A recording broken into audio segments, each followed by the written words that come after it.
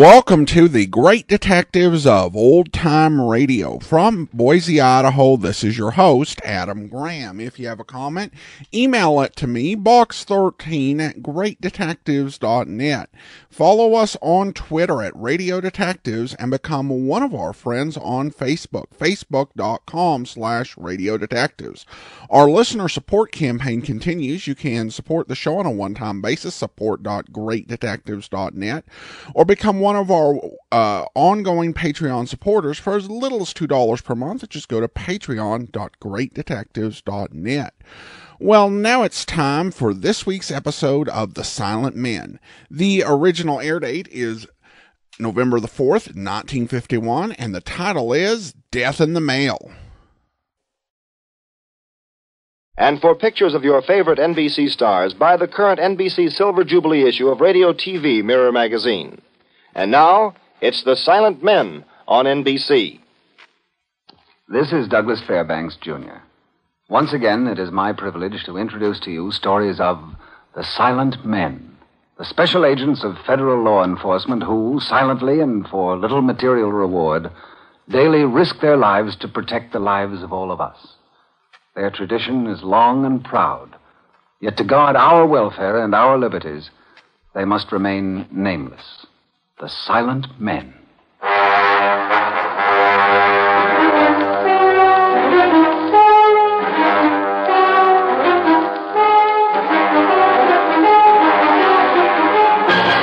Produced in Hollywood and starring Douglas Fairbanks, Jr.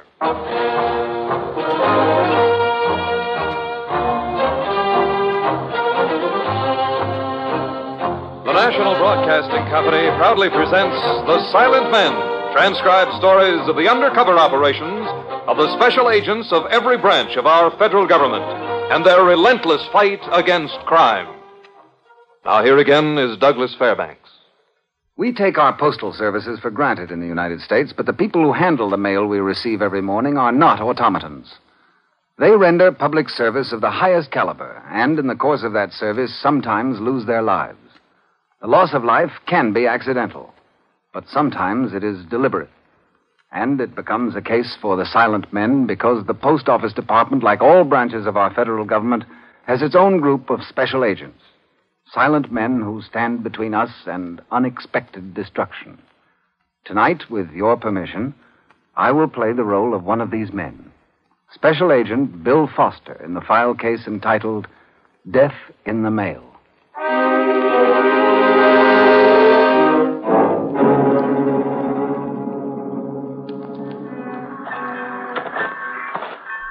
You got here in a hurry, Foster. Well, you called me in a hurry. As soon as we found out the nature of the wreck, and we discovered the explosion was in the mail car, well, I knew it wasn't a case for the city police. Hey, you see what it did? Yeah. How about the men in the car? Yeah, 2 dead, 1 in the hospital. Well, where'd this train come from? Started in Laredo. Picked up mail here at Baton Rouge, too. Just heading out of the yards when she blew. Everybody's been kept away from here except the firemen and a few others that had to get close. Oh, let's take a look inside. Yeah, I'll give you a boost. Not burned too badly. Smells like the explosion came from a nitro charge. Mm-hmm, that's what I thought. Whatever it was, it must have been in that package. I don't know. There's quite a few packages blown to bits. Yeah, but the wrapping on that one was blown out. Not much of it left. Might be just enough, if it can be handled properly until the lab man looks it over. See any other pieces around that might be from the same wrapping? Yeah, there's one. Now, take a look at this. It's pretty badly twisted up. Metal. Looks like silver, some kind of trophy. You know if the men on this car were hit with flying metal at all? Yes, ambulance doc dug a piece out of one of them. Why? Because there was something inside this thing. Still see part of it. Like a mechanism. You mean a bomb? Yeah. And I was right. This wasn't an accident. Would you send nitro through the mails? No. The only accident is that this thing killed the wrong men. It was intended for somebody else. Whoever it was, he's lucky this is one package he will never receive.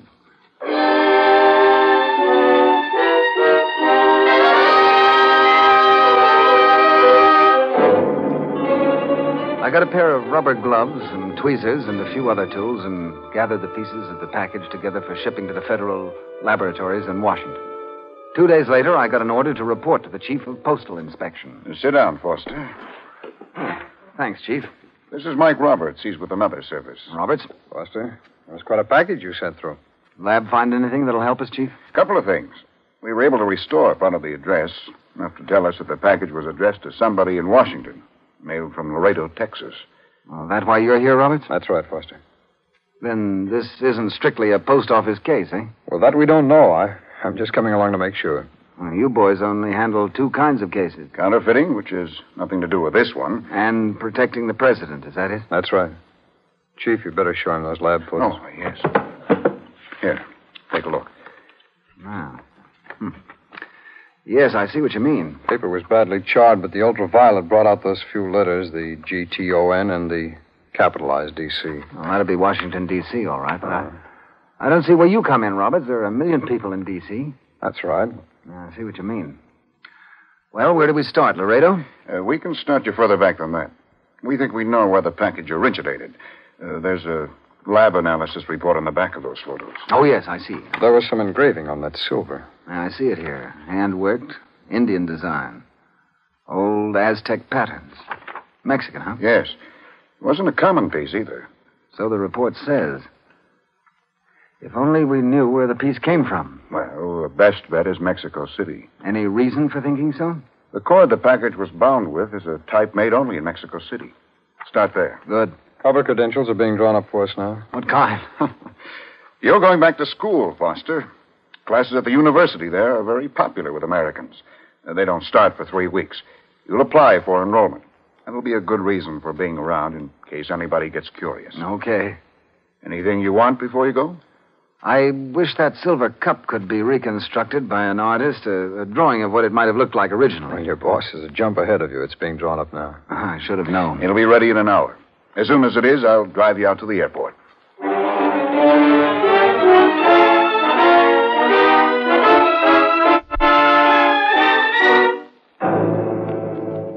At Mexico City, we checked into the Hotel Reforma, then started to tour the town.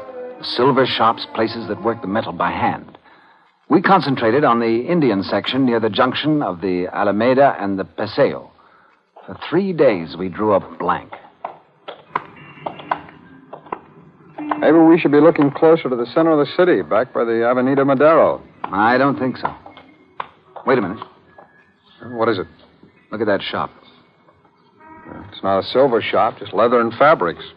Serape hanging there, hand-woven. See it? Yeah? Look at the design on the border. Hey, that's the same design as the one on our silver cup. There's no sign of any metal goods around, huh? Well, let's ask the man. Something for the senores? We were interested in this zarape. It is all woven by hand, senor, and the finest of looms. If you would like it, the price is 14 pesos. I don't know. Zarape is not much use to me. We were attracted by the design. Oh? A design like that would look good in metal, in silver. Come into the shop, senores. What do you suppose he's... Come on.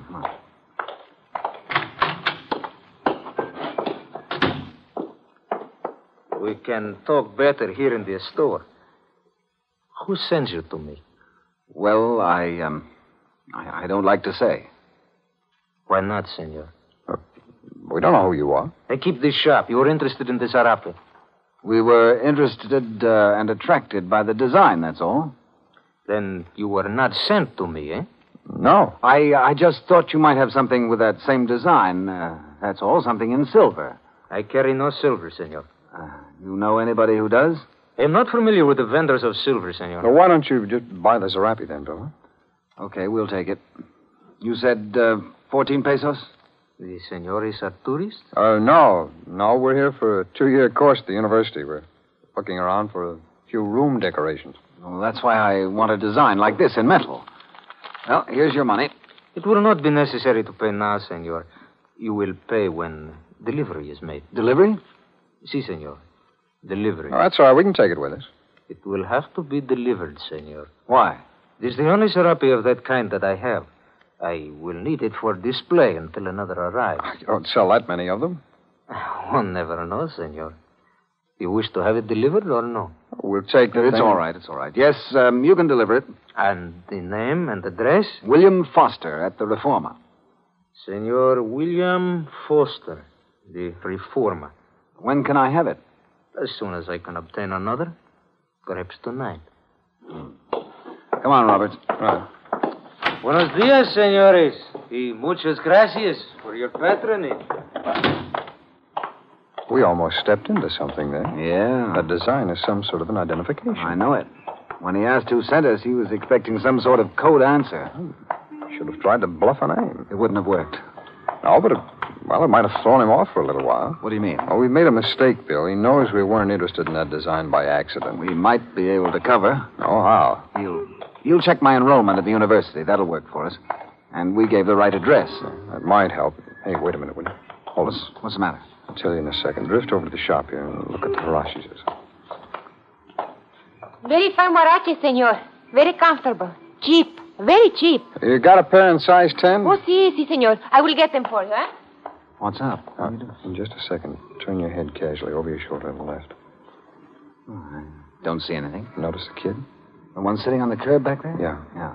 Well, when that Mexican took us back into his storeroom, there was a small window I happened to glance out. There was a kid out back in a hammock. That same kid? Well, I'm not sure. Are you tagging us? We'll know in a minute if he keeps Size following. 10, senor. The last pair in your size. All handmade by the best craftsman. Fine, how much? 6 pesos? They are worth more than 4. 5. I give you for 5, senor. Only because it's the last pair in your size. Well, that's a great reason. All right, here you are. Gracias, senor. Let's go. Don't look back. Well, we've got to see him. Cross to the far side of the street at the next corner. We can spot him when we cross. Oh, okay. Let's put on a show for him. What kind? Oh, just something to report when he goes back. There's a bookshop near the Reformer. Pick up some of the textbooks they use at the university. Joe College for real, huh? Yeah. You know, if this takes long enough, we'll actually have to go to school. Don't worry, it won't take that long. I got a hunch it won't take long at all.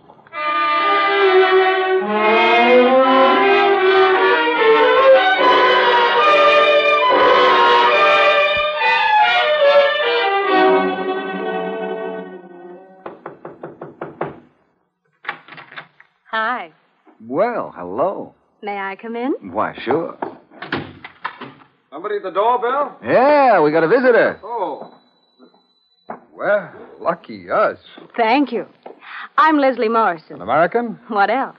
I hope I'm not disturbing you. Not at all. You're new here, aren't you? Well, been here a couple of days. I knew it wasn't long. I haven't seen you before.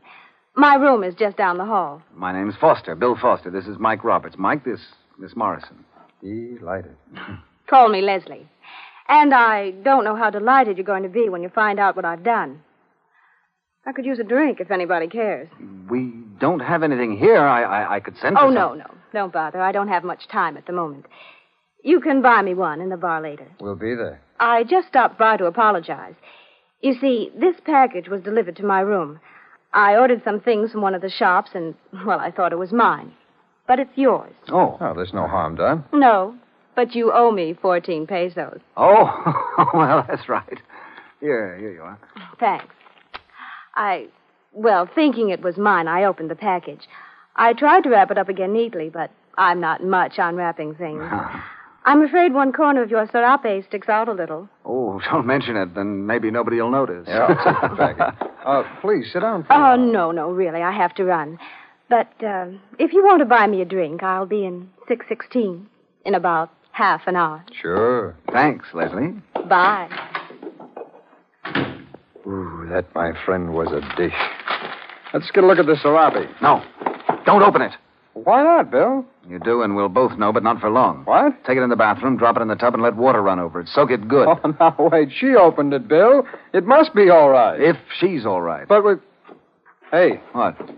you're right. There's something ticking in this thing. Serapes don't tick. Get it in that tub and get it soaked. Hurry. Hello? Hello? Operator, get me the police. No. Police. Las Federales. You'd better come back out here, Roberts. Just in case.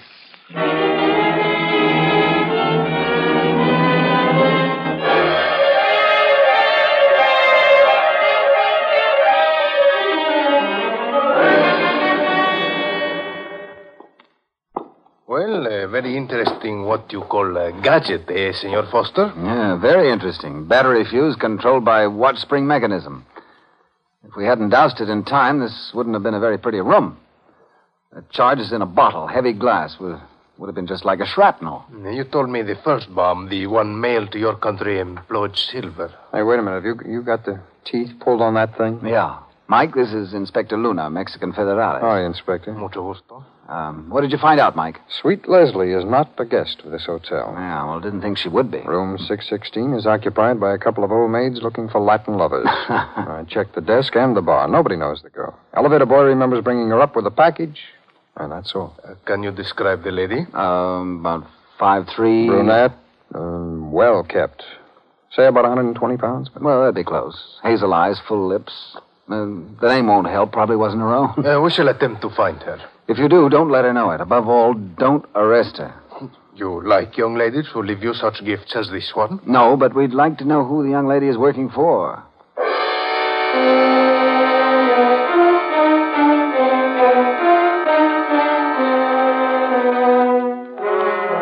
She'd been well-groomed, so Mike Roberts started a check on the beauty shops. A girl like that was bound to hit one sooner or later. I went through the Mexican police files with Inspector Luna, but drew a blank. We set up watch on the place where we purchased the Zarape. This is the street, Senor Foster. Yeah, that shop midway in the block. There, man coming out in front now. Juan Diego. You know him? See, he's a harmless merchant. You must be mistaken, Senor. I'm not mistaken. He's a strange man, perhaps, but not a violent one. The package you sent was violent? See, I almost forgot that. We could make an arrest. You couldn't make it stick. With a bomb in the package? Don't underestimate him, Inspector. The package passed through the hands of a third party. That gives him a grade A defense. Besides, he may not be the one we want. Probably working for somebody. We want the top. The man who murders with silver. The girl, perhaps. Just a front. The killer we're after figured we might not be suspicious of the package if we thought an American girl had opened it first. I will have my men maintain a watch. It will be better if we leave here now. Take me back to the reformer. Mike may have come across something. Very well. How many men do you have at your disposal? Enough. Why do you ask? Enough to make a systematic survey of the city? See. What do they look for? That design Mike and I have been following must be an identification symbol of some kind. If it's some secret organization, there may be others like it in other shops, not necessarily Zarapis. Silverwork, like the cup, decoration designs, practically anything. You said you had a drawing of the design from the silver cup? Yes. I will have photographs made and passed out to all men. Do not worry, senor. We will locate all stores carrying that design in any form.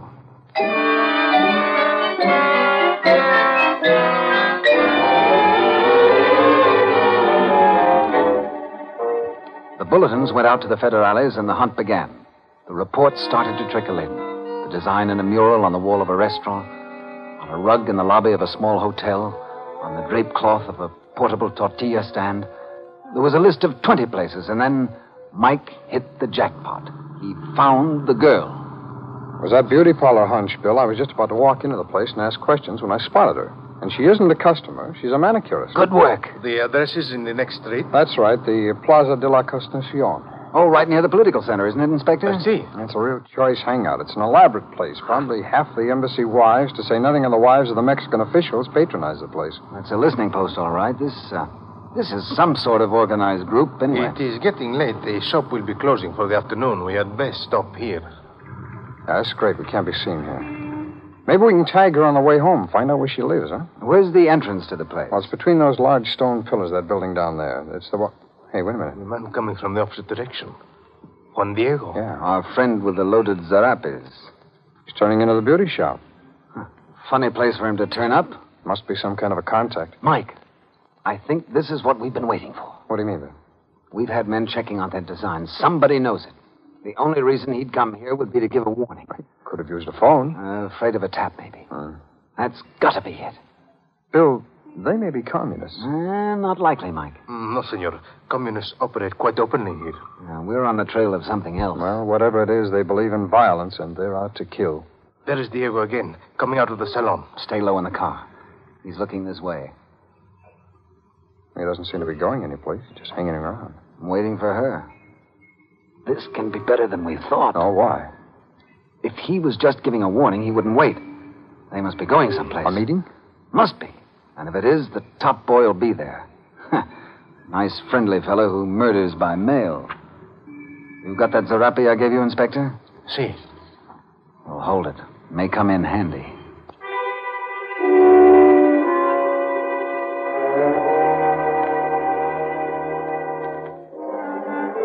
We waited for 10 minutes. Then the girl came out and joined Diego. The inspector put the car in low gear and drifted along behind them. They stopped by the statue at the Plaza Mayor, and a few minutes later, a dust-covered station wagon picked them up. It started out through the Avenida Juarez and headed through the native cuarteles. We lagged about a quarter of a mile behind. This is strange, senores. Huh? We seem to be heading for Lake Texcoco. Now, what kind of a place is that? Nothing but a few miserable huts. Is that all? That and the old Aztec ruins. Hardly the sort of a place for a meeting. I'd say just the place. A group like that wouldn't meet in the plaza. No. Ruins sound like a good bet to me. We shall soon know. Why? What's coming? If they're headed for the ruins, they will be abandoning the car on this side of the lake. The road that leads to the ruins is not in repair. You mean they'll have to go around on foot? See, the path is fit only for walking. That's not so good. No. You can bet the approach is staked out. We've got to get in there. I can summon some men. We can move in with force. No, first we've got to find out which man is top dog. Then they can move in. If we get into trouble with this outfit, they'd better move fast, or they'll be too late.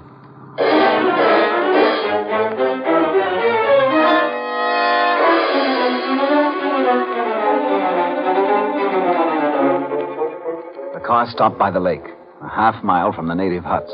Diego, the girl, and a man we hadn't seen before turned into the swampy brush and disappeared on a small, overgrown trail. We came to a stop near the station wagon. There were other cars pulled into the brush out of sight. Inspector Luna had put in a radio call for some men. I have sent for a group of 50 federales. We can cover the area. They will come up a back road and move in from the far side of the lake. That way may not be guarded. Now, how long will it take them? Oh, a half hour at the most. Where is the meeting liable to be? In there? There is a natural formation of rocks, almost like an amphitheater. We can start in a few minutes when it is completely dark. While we're waiting, I want to walk down to those huts. We're not going to crash that meeting in the clothes we're wearing. Even in the dark, Diego or the girl would spot us in a minute. You mean to borrow clothing at one of the huts? Yeah. Don't you like the idea? No, I favor it. It may save you from being shot. You know, I'm afraid we'll need more than a change of clothes to get in there. We got a pass. The inspector can wear this Zarape. Well, suppose the design isn't recognized anymore. Suppose there's a password set up. What do we do then? Keep a hand on the gun in your pocket and pray.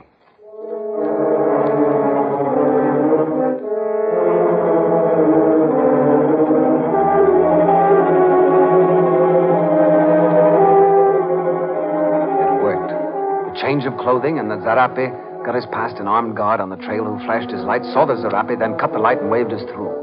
A few minutes later, we were in a natural bowl of rock. It was lit at one end by a huge fire. Near the fire was a flat rock, platform high. As we came toward it, weaving through the small, intent crowd, a girl jumped to the rock. It was our playmate from the Reformer. There was a stir of excitement as she pointed to the shadows, and a huge man emerged from them. She started to speak in a wild, perfect Spanish. Roberts looked at me. She was not an American girl. We'd been taken in all the way. Then her speech ended, suddenly, as the huge man reached the base of the flat rock. There was no doubt this was the head man.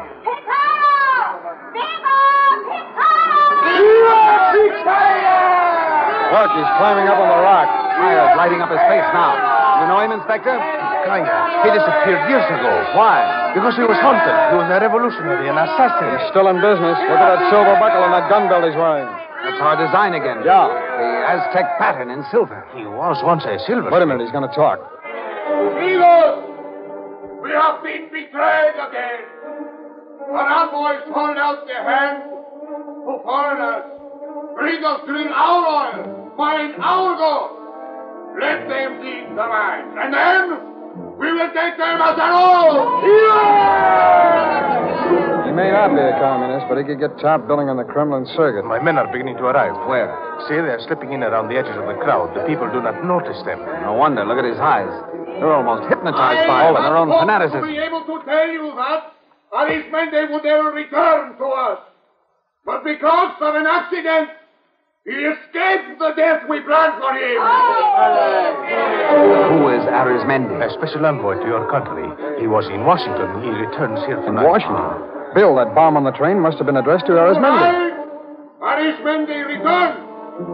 Tonight, his blood will redden our soil. Ready, senores. Our men are in place.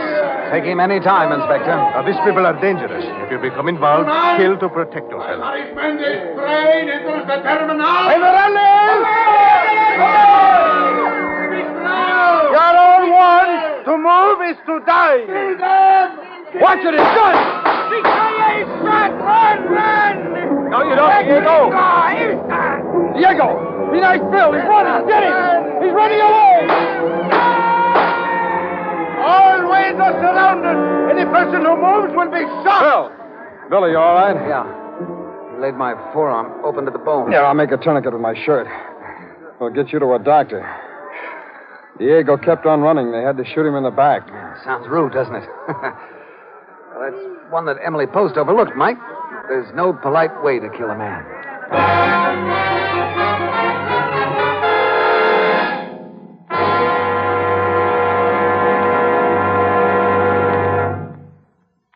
You did a good piece of work down there, Foster. Oh, thanks, Chief. But don't forget Roberts, though. Oh, I meant you too, of course. Foster was the brain. I was only along for the ride. One of their own officials, huh? What did you make of Picaya? You said he wasn't a communist. Well, not officially. Oh, they may have used him to stir up trouble, needled him a little, maybe. Mm-hmm. But I think he was just a local fanatic with big ideas about himself. He was the top man in the group, all right. Specimens of his own handwriting were on papers found on his body. The Mexican police matched them with the photostats of the bit of writing we found on that exploded package. They the same? There's no doubt about it. Well, I think the Mexican government will take care of Picaya's followers. I spent a long time in jail. Good.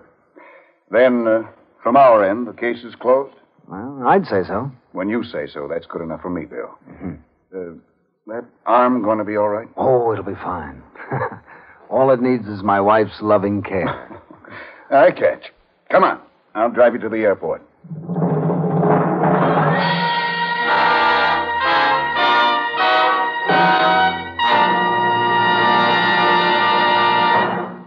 This is Douglas Fairbanks again. The file case, Death in the Mail, completes another chapter in the distinguished chronicle of the Silent Men, the special agents of all branches of our federal government who daily risk their lives to protect the lives of all of us. Next week, we'll tell you the story of our government's fight against counterfeit currency of foreign origin in the file case entitled The Marseille Counterfeiters, another venture undertaken for our protection by the Silent Men.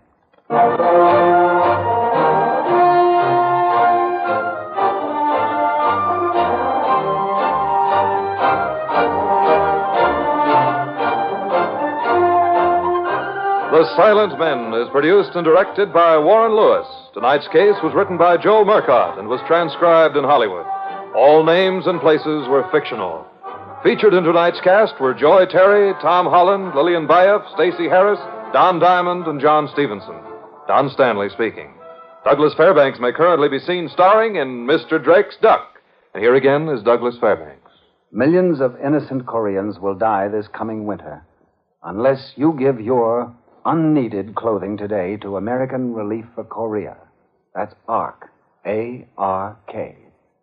Unless you have a local collection agency, please send your used clothing prepaid today to ARK, Oakland, California, or ARK, Maspeth, Long Island, New York. Thank you.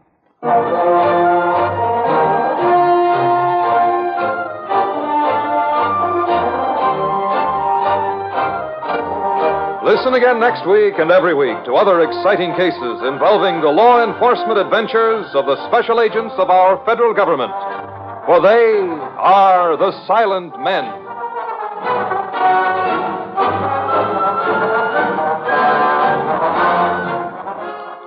Now it's the Jubilee Show on NBC.